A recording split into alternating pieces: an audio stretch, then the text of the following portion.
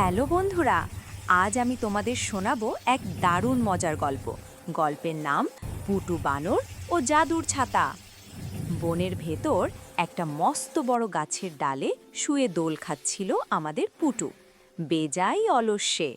আর ঠিক তার নিচেই মিটমিটি শিয়াল খুব মন দিয়ে শুকনো কাজ কুড়াচ্ছিল। পুটু একটা বিশাল হাই তুলে বলল, "আহ, জীবনটা কত সুন্দর! ও মিটমিটি, এত গরমে কাঠ কুড়িয়ে কী লাভ? আমার মতো আরাম করো না?" মিটমিটি কাজ করতে করতেই বলল, "পুটু ভাই, আকাশ দেখছো? কালো মেঘ জমেছে। আজ বিকেলে কিন্তু বিশাল ঝড় হতে পারে। তাই আমি আমার গর্তটা মেরামত করছি।" পুটু তো হেসেই উড়িয়ে দিল, "আরে ধুর, তুমি বড্ড বেশি চিন্তা করো। ঝড় এলে দেখা যাবে। এখন আমি বরং একটা কলা খাই।" কিন্তু বন্ধুরা, বিকেল হতেই শুরু হলো ভয়ঙ্কর বাতাস। শোঁ শোঁ। মিটমিটি তাড়াতাড়ি তার বাসায় চলে গেল, কিন্তু পুটুর তো কোনো ঘর নেই। সে তখন একটা বুদ্ধি বের করল। সে একটা বিশাল কচুপাতা ছিঁড়ে এনে বলল, "এই দেখো, এটা আমার জাদুর ছাতা।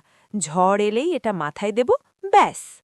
যেই না পুটু কচুপাতা মাথায় দিয়ে নাচা শুরু করেছে, অমনি বাতাসের এক ঝাপটায় কচুপাতাটা উড়ে গিয়ে সোজা তার মুখের ওপর লেপটে গেল।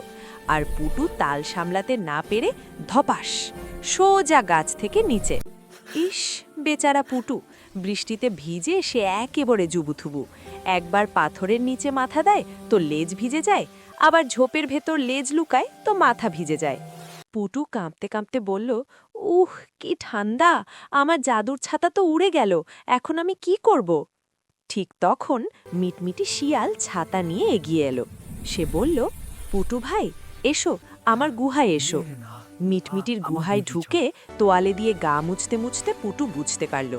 মিটমিটি বলল, "দেখলে তো, সময়ের কাজ সময় না করলে এভাবেই বিপদে পড়তে হয়।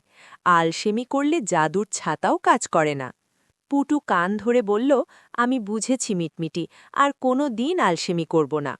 পরদিন সকালবেলায় দেখা গেল এক অদ্ভুত দৃশ্য। পুটু খুব মনোযোগ দিয়ে গাছের ওপর নিজের জন্য একটা সুন্দর ঘর বানাচ্ছে। তাই বন্ধুরা, মনে রেখো, পরিশ্রমের ফল সব সময় মিষ্টি হয়, আর আলসেমি ডেকে আনে বিপদ। আজকের মতো টাটা।